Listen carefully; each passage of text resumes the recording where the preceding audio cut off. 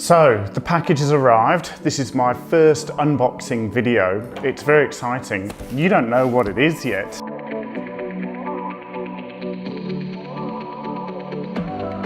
So yes, it's the new Mavic Air Drone.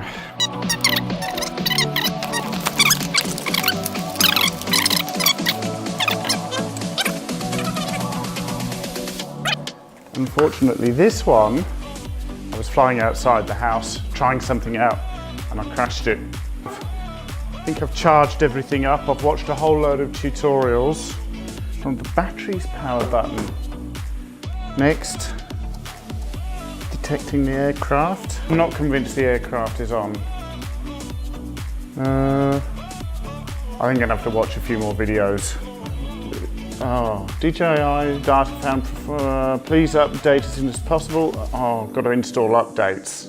The home point has been updated. Please check it on the map. That has to be something like this. Take off. Okay, now I just push the prop up. The home point has been Oh, I'll hit record. Check it on the map.